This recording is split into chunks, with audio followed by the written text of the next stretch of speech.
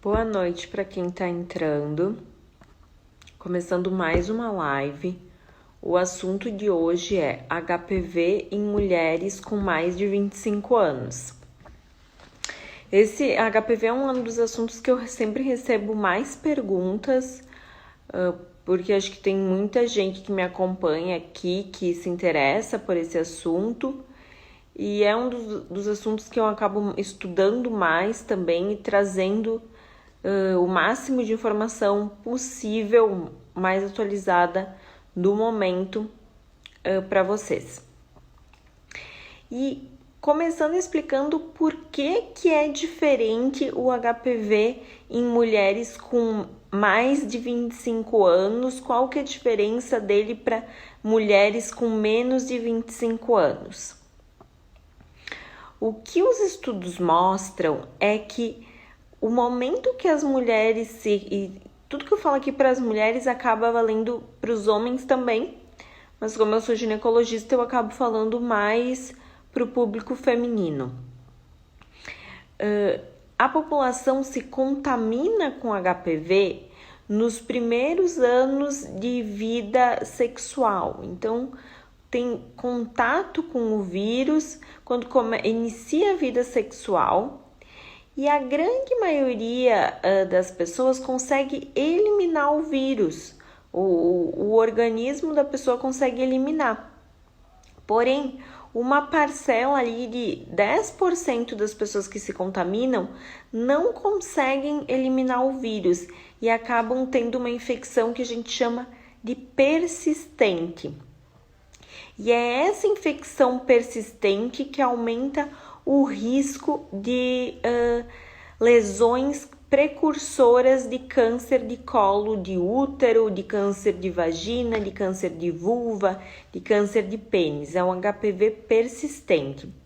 Eu vou compartilhar aqui um slide disso que eu tô falando.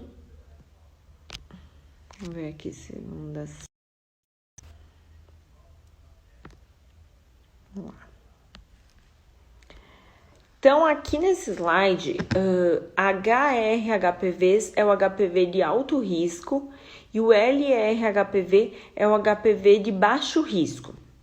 Que existem mais de 100 tipos de HPV, a gente divide em alto risco e baixo risco. Alto risco são os tipos de HPV relacionados ao câncer, que aumenta a chance de câncer, e os HPVs de baixo risco eles estão mais relacionados às verrugas genitais.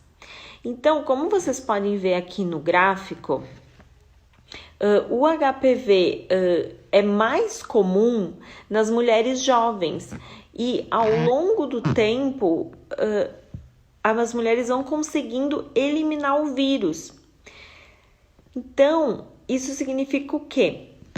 Que nos preocupa quando ela não consegue eliminar o vírus, que ali é que aumenta o risco de lesões de alto grau, como NIC2, NIC3, que são as que a gente chama de lesões que têm um potencial maior de evoluir para câncer e o câncer.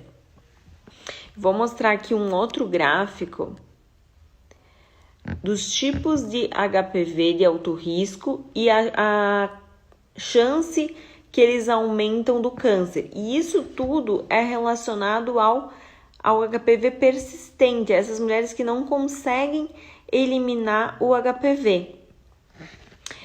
Aqui tem uma outra foto em que mostra o quê? Que o HPV persistente, o HPV 16 persistente, as mulheres que têm ele, 75% delas vão ter uma lesão por NIC3. Então, essa é a importância do HPV persistente, diferente das mulheres jovens que têm uma capacidade maior de eliminar o vírus.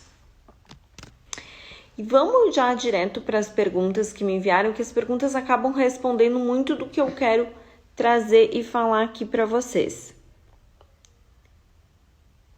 Então, a Fátima perguntou aqui: doutor, o que você acha da vacina, visto que ela combate poucos tipos do vírus? Então, existem dois tipos de vacinas, a vacina bivalente e a vacina quadrivalente. A vacina bivalente, ela é para o tipo 16 e 18, que eles são relacionados a 70% dos casos de câncer. O HPV-16, ele é o HPV mais frequente do mundo, o HPV, e ele é o principal relacionado ao câncer. E o HPV-18 é o segundo principal. Então, e a vacina quadrivalente, ela é tanto para o tipo 16 e 18, quanto para o tipo 6 e o 11. Então, o que a gente sabe? Que a vacina, ela aumenta em 57 vezes a quantidade de anticorpo. Então, uma pessoa que se vacina, ela gera 57 vezes mais anticorpo do que uma pessoa que se contaminou com HPV. Então, a gente recomenda mesmo para pessoas que já tiveram lesão, porque diminui a chance de aparecerem novas lesões. Então, melhora a imunidade e faz com que o organismo consiga eliminar esse HPV mais rápido. Uma outra informação. Tá vindo uma vacina nonavalente, que ela vai ser para 9 tipos de HPV. Ela ainda não chegou no Brasil, mas quando ela chegar, a gente vai revacinar mesmo as pessoas que já se vacinaram com as outras vacinas. Mesmo com lesão, é possível eliminar o vírus? Minha filha tem 23 anos e está com NIC1. A live de hoje é mais focada para falar sobre mulheres de mais de 25 anos, mas eu vou responder essa pergunta. Sim, mesmo com lesão é possível eliminar o vírus. Tratar as lesões é uma das formas de eliminar o vírus, mas existem outras, como, por exemplo, fazer vacina, diminuir níveis de estresse, não fumar, melhorar a imunidade das pessoas que são imunocomprometidas, por exemplo, pessoas que têm HIV, fazer o uso correto do antirretroviral, pessoas que usam corticoide, que são uma medicação que vai diminuir a imunidade, ou transplantado renal, transplantado hepático, que usa medicações que são imunossupressoras, vão ter uma dificuldade maior aí para eliminar, mas existe sim a chance de eliminar o vírus e curar a lesão, e isso acontece no caso do NIC1, 57% das vezes a lesão regride mesmo sem tratamento, certo?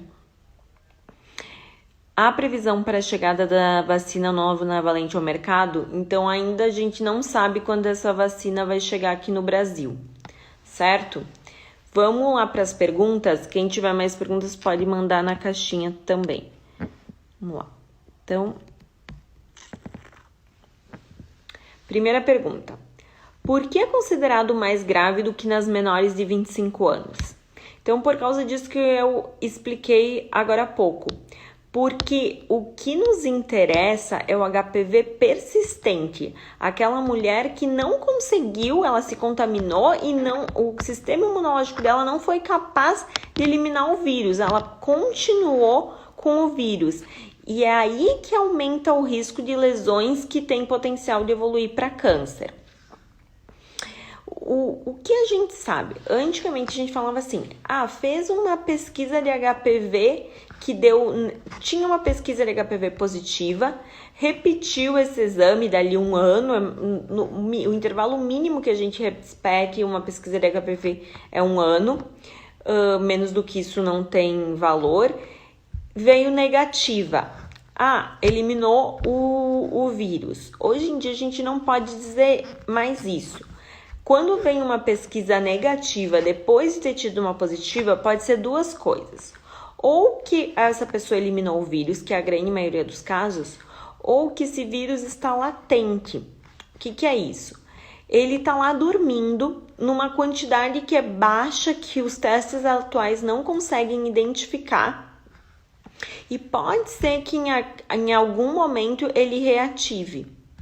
E como que a gente consegue fazer essa diferença se é um vírus que ele foi eliminado ou se ele está dormindo? Então, só o acompanhamento vai servir para nos dizer isso, se repetindo esse exame dali um ano e vendo, porque o HPV que está latente, ele aumenta o risco de lesões precursoras de câncer e de câncer. Então, só o acompanhamento para a gente poder fazer essa diferença. Qual o tempo de tratamento, doutora? Então, o tempo do tratamento vai depender de qual é a lesão. Se for uma lesão do tipo verruga, a gente sempre trata, porque 65% das pessoas que vão ter contato com alguém que está com verruga vão se contaminar. E o tempo de tratamento depende do tipo de tratamento que for escolhido. No caso das verrugas, se for escolhido o laser, no momento ela vem fazer uma sessão, geralmente uma sessão única, resolve as lesões. Se for escolhido o Imicmod, demora até 16 semanas. Agora, no caso das lesões precursoras, depende da lesão que for. Se for um NIC1, a gente pode acompanhar em mulheres com mais de 25 anos por até 2 anos. E esse acompanhamento é feito com Papa Nicolau e colposcopia de 6 em 6 meses por até 2 anos. Se em 2 anos não eliminou a lesão, então continua ali com a lesão, a gente vai tratar. Idealmente, no caso do NIC1, a gente vai fazer tratamento com laser, que é tratamento destrutivo.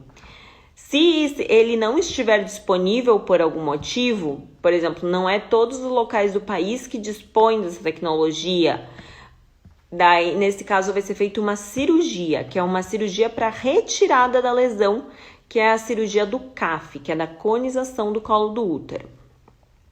Já no caso de uma lesão mais grave, tipo um NIC2 ou um NIC3, que são uma lesão que tem um potencial maior de evoluir para câncer, a gente vai indicar a cirurgia, que é essa mesma cirurgia do CAF, da conização do colo do útero. Então, o tempo de tratamento depende de qual é a lesão, certo? Vamos lá, próxima pergunta. Cone por NIC3, margens livres, é normal a lesão voltar em alguns meses? A conduta preserva a fertilidade. Então, assim, não é normal, tá? Se esse cone foi com margens livres, o mais importante é que a margem endocervical, que é a margem interna, esteja livre de lesão. Existe o que a gente chama de margem endo e exocervical. Então, o cone aqui é essa cirurgia que eu expliquei para fazer a retirada da lesão. O NIC3 é uma lesão que a próximo estágio dela já é o câncer, tá? Então, quando tem NIC3, a gente indica fazer a cirurgia de conização do colo do útero, que é para fazer uma retirada de um pedaço do colo do útero, esse pedaço que está com a lesão.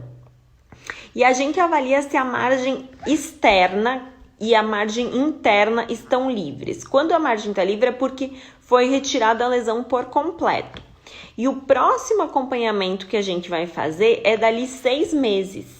Tá? A gente não faz menos do que isso, porque pode vir um exame alterado e não é lesão, é o processo natural da cicatrização do corpo.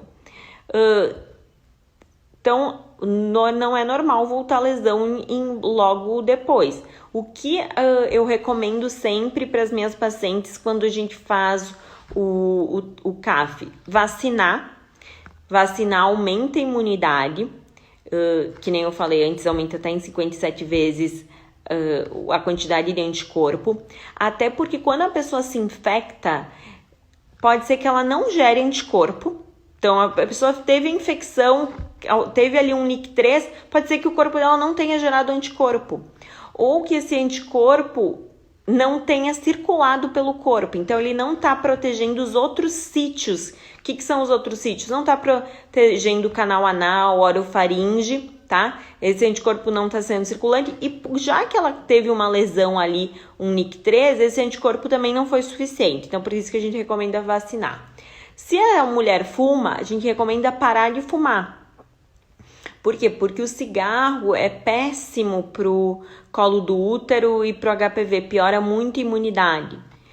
Outras medidas para melhorar a imunidade: alimentação saudável, atividade física, dormir 7 a 8 horas por dia, diminuir níveis de estresse. Então, tudo coisas que poderiam ser feitas aí para melhorar essa imunidade e ter evitado que essa lesão tivesse voltado após alguns meses, certo? Doutora, no caso que a pessoa esteja com HPV, é transmitido através usar mesmo banheiro, toalhas, sabonetes? Então, isso é um pouco controverso, tá? O que a gente sabe que está comprovado nos estudos é a transmissão sexual, a transmissão por fomites, que seriam isso aí, toalha, sabonete. A gente encontra vírus vivo nesses objetos, mas fica um pouco complicado de provar que é transmissível. O que a gente não recomenda, compartilhar objetos de uso sexual, tá? Porque isso pode fazer transmissão. Não compartilhar sabonete e toalha. Banheiro, usar o mesmo banheiro não teria problema, certo?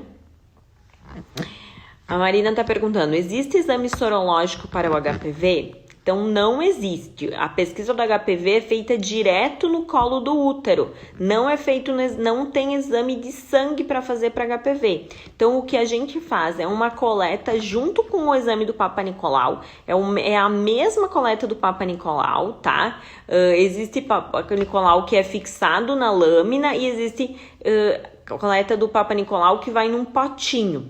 Essa do potinho é que consegue já pesquisar o HPV. E existem 2 tipos de teste de HPV, que é o PCR e a captura híbrida. O PCR é um exame que ele é mais sensível, ele é um exame melhor, é um exame mais moderno.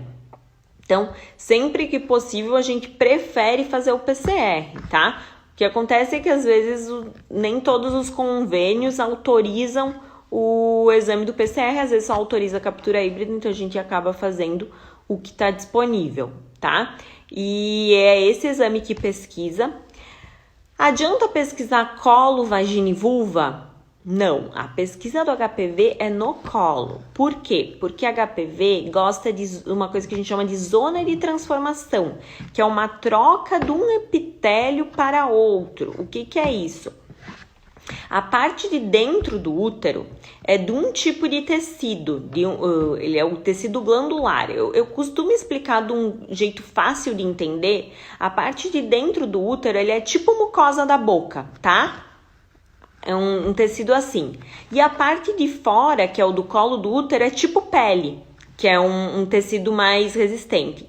Nessa transição de um tipo de tecido para outro, de mucosa para a pele como se fosse, tá? Que é o tecido glandular para escamoso, é aí que fica o HPV. E aonde que tem essa transição, essa troca de tecido? Isso acontece tanto no colo do útero, quanto no canal anal, no ânus, quanto na orofaringe. E é ali que fica o HPV. Então, a pesquisa é feita no colo do útero, certo? A vacina de HPV aos 40 anos ainda é indicada? É indicada sim, Sheila, tá? Até os 45 anos a gente faz a vacina quadrivalente, que é para os 4 subtipos, tá? 16 e 18 que são de alto risco, 6 e 11 que são os de baixo risco. E a partir dos 45 anos a gente faz a bivalente, que é 16 e 18, que é o que está autorizado pela Anvisa, certo? Vamos lá, mais uma pergunta. Tenho NIC1, 24 anos e a conduta foi cauterização e aguardar 4 meses. Com 25 anos muda? Então, assim, começando, cauterização não é tratamento de NIC, né? NIC, o que é NIC?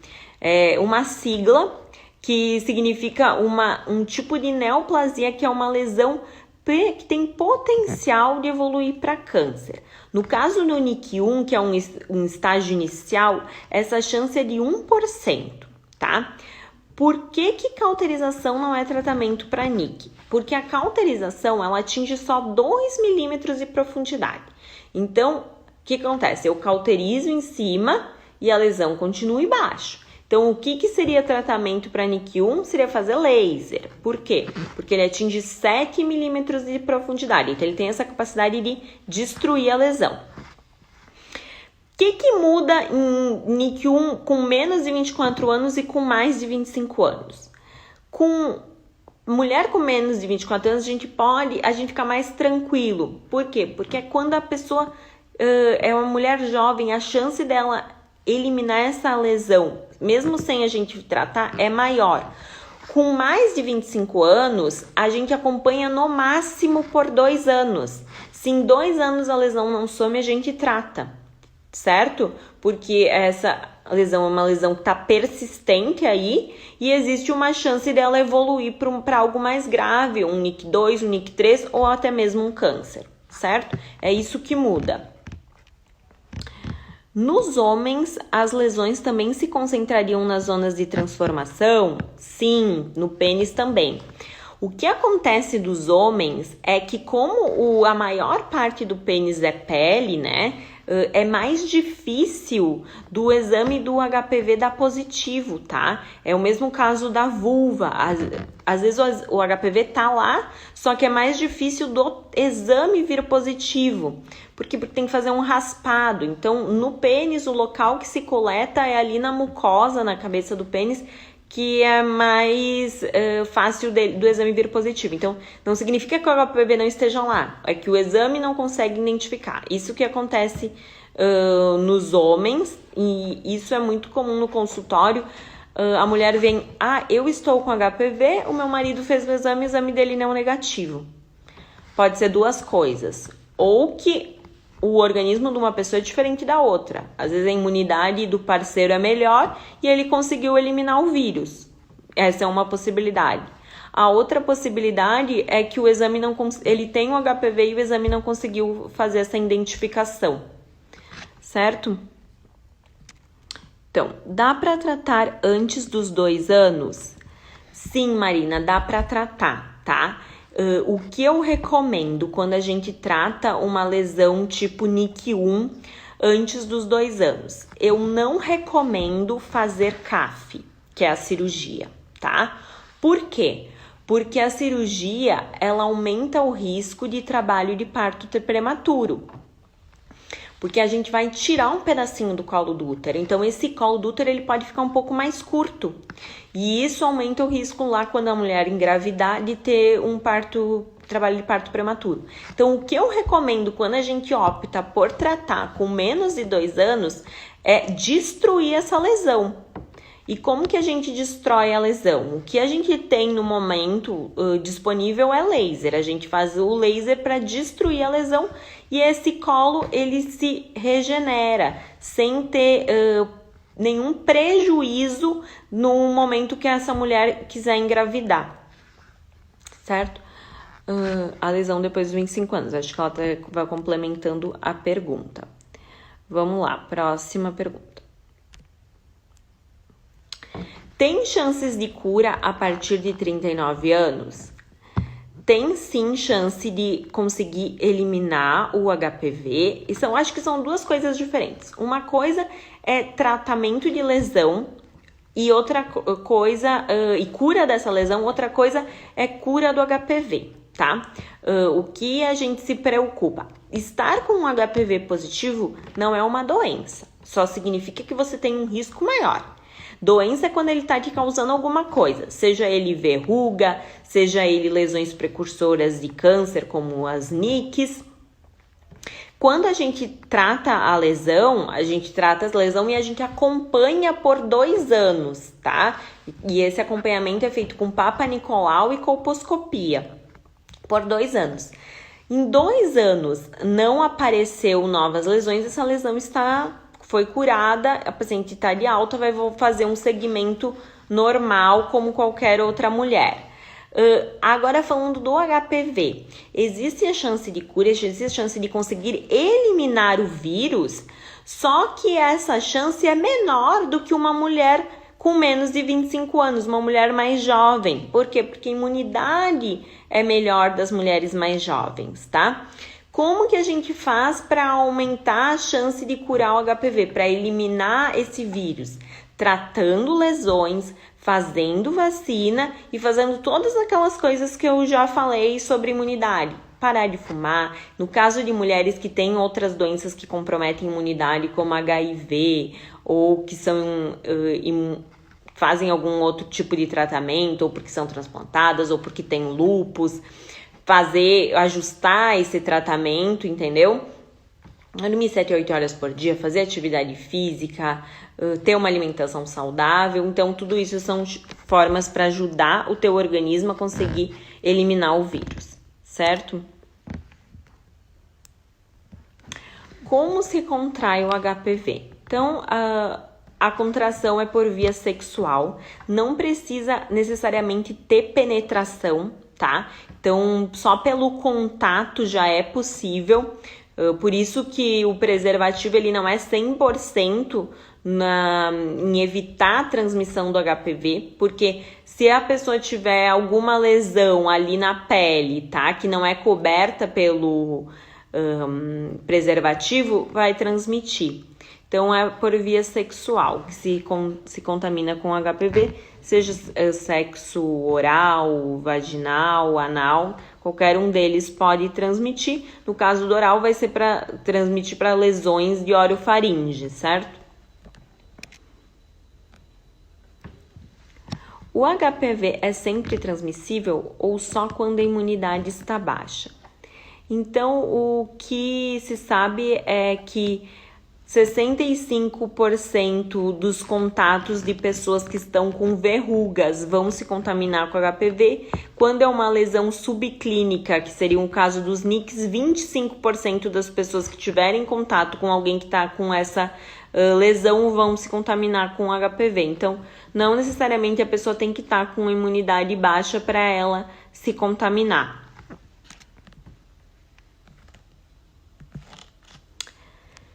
De dúvidas que eu tinha para responder eram essas. Outra dúvida aqui, vacinar o parceiro é válido? Sim, vacinar o parceiro é super válido. Por quê? Porque a gente faz uma coisa que a gente chama de imunidade de rebanho, né? Por isso que, inclusive, entrou no calendário vacinal do SUS a vacinação dos meninos. Porque quanto mais pessoas estiverem vacinadas, menos vai ser a transmissão desse vírus e, consequentemente, vão diminuindo os casos de câncer. Esse é o objetivo da vacinação. O que eu tinha para colocar era isso. Eu vou focar agora falando um pouquinho do tratamento, tá? Então, como que é feito o tratamento? Quando a gente fala de verrugas, a gente trata sempre, independente da idade, independente de ser mulheres com mais ou com menos de 25 anos. E as opções de tratamento que a gente tem são quais? São ou o Imiquimod, que é um agente imunológico, que é uma pomadinha que a mulher mesmo vai passar nas lesões, e daí vai ser definido como que vai ser feito. Em geral, se usa no máximo 3 vezes por semana, passa a noite, lava pela manhã, e esse tratamento pode durar até 16 semanas, então pode demorar até 16 semanas para sumirem as lesões. E o objetivo aqui é estimular o sistema imunológico da pessoa a eliminar as lesões. Essa é uma das opções de tratamento. Outra opção de tratamento é a aplicação do laser nas verrugas. Como que é feito esse tratamento? A mulher vem no consultório, um procedimento de consultório, e aplica o laser em todas as lesões que tem, destrói as lesões. Se tiver muita lesão, não dá para fazer laser, às vezes precisa fazer uma cirurgia. Esses são casos mais raros, acabam sendo mais mulheres que têm alguma doença associada, por exemplo, HIV ou transplantada renal, que tem alguma queda de imunidade muito grande.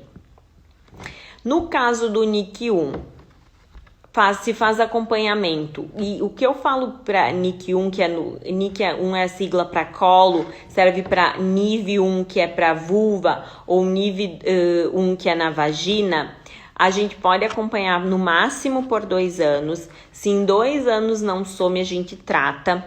Preferencialmente, a gente faz tratamento com laser, que é para destruir essa lesão sem que a mulher fique com nenhuma sequela, que não tenha nenhum prejuízo ali, no caso de, por exemplo, de vulva, nenhuma cicatriz, ou mesma coisa de vagina, e não tenha nenhum prejuízo reprodutivo para ela de diminuir colo de útero.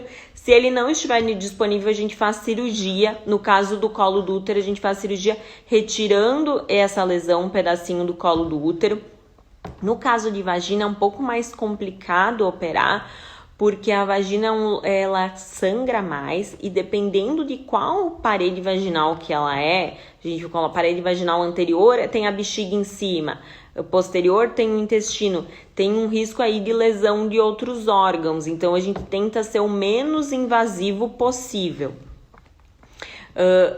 E na vulva a mesma coisa, porque a vulva é a parte externa da genitália feminina, pode ficar ali uma cicatriz, né? Então, o ideal é usar tratamentos que não mutilam a paciente, tipo fazer laser, porque no caso do laser a gente consegue ter uma cicatrização completa, como se não tivesse nenhum momento ela tido uma lesão ali, cicatriza e fica como se a lesão nunca estivesse existido. Falando de lesões mais graves, NIC 2 e NIC 3, que são as lesões no colo, a gente indica a cirurgia, que é a cirurgia da conização do colo do útero. Tem situações de exceção? Tem. Mulher que nunca teve filho, tá? E ela tem mais de 25 anos, ela tem ali 28 anos, tá com uma lesão de alto grau, que a gente chama, que é um NIC 2, ou um NIC 3, e essa lesão é totalmente visível. O que significa totalmente visível? No exame da colposcopia, que é aquele exame que a gente olha o colo do útero com microscópio, a gente consegue enxergar a lesão por completo. Nesses casos, a gente também poderia fazer laser. Por quê? Porque tu vai conseguir destruir a lesão por completo sem aumentar o risco dela ter um trabalho de parto prematuro numa gestação futura. Certo? No caso de vagina, a gente preferencialmente faz laser mesmo em lesões de alto grau, por causa disso que eu acabei de explicar, de que a vagina é um local que sangra mais e que, dependendo de onde for a lesão, tem um risco maior de lesar algum órgão, como bexiga ou intestino, durante o tratamento. Então, no caso do laser, esse risco é muito menor do que fazer uma cirurgia. E na vulva é a mesma coisa. Também a gente consegue fazer tratamento com laser sem mutilar a paciente, porque sem tu ter que retirar um pedaço da vulva, consegue aplicar e ali cicatriza. Eu vou mostrar como que é o aparelho, tá? Aqui eu vou mostrar foto para vocês entenderem. Então, como que funciona? O aparelho é esse aqui, que a gente usa pro laser, tá? E ele vai tem essa barra que faz com que o raio do laser conecte aqui no colposcópio, que é esse outro aparelho aqui que tá na frente da maca. Esse colposcópio, ele é tipo um microscópio mesmo, que a gente faz o quê? Primeiro a gente faz o exame da colposcopia, que é aplicar 2 líquidos no colo do útero, que é o ácido acético Lugol, para identificar onde é que tá a lesão. Identifica onde é que está essa lesão e daí aplica o laser direto na lesão para destruir a lesão, certo? E a paciente, durante o procedimento, ela vai usar esse óculos de proteção. Isso é importante para o feixe do laser não lesar a retina. Então, isso é um dos cuidados que a gente faz durante a aplicação do laser no consultório, certo? Quanto à cirurgia da conização, ela é feita de preferência no centro cirúrgico. Tem algumas pessoas que fazem no consultório, eu não faço no consultório, eu faço no centro cirúrgico. E daí a gente vai também fazer a colposcopia, a aplicação dos líquidos no colo do útero e vai passar uma alça, que é uma cirurgia de alta frequência, uma alça para retirar ali a lesão, certo? E aí depois vai colocar um tampão com um agente hemostático, que é para evitar que tenha um sangramento. E a mulher vai para casa com esse tampão, pode retirar no dia seguinte. E daí ela volta dali alguns dias no consultório para a gente ver se esse canal, o canal do colo do útero, ele está pérvio, porque quando faz a conização existe um risco de estenose, de fechar o canal do colo do útero. Então é importante fazer um acompanhamento após alguns dias para ver se esse canalzinho ali está pérvio, certo? Porque se caso estenosar, isso pode dificultar numa gestação futura e pode acumular o sangue da menstruação dentro do útero. Na cirurgia é importante também ter um cuidado com a cauterização que a gente faz, porque depois que a gente retira a peça, retira esse pedacinho com a lesão, a gente cauteriza o colo do útero. Porém, é uma cauterização controlada. Por quê? Porque se eu fizer uma cauterização muito grande, isso pode dificultar a engravidar, tá? Porque pode queimar ali as criptas, então tem que ser uma cauterização controlada. Então, tudo depende muito da técnica, né? A fazer sempre a técnica mais adequada para cada paciente, certo? Então, era isso que eu queria falar. Quero agradecer para quem mandou perguntas aqui para mim. Deixa eu ver se sobrou mais alguma pergunta que eu não respondi. Obrigada para quem tá... Obrigada, Cris, por falando que a minha explicação foi boa. Obrigada, Elizabeth. Obrigada, Shelly.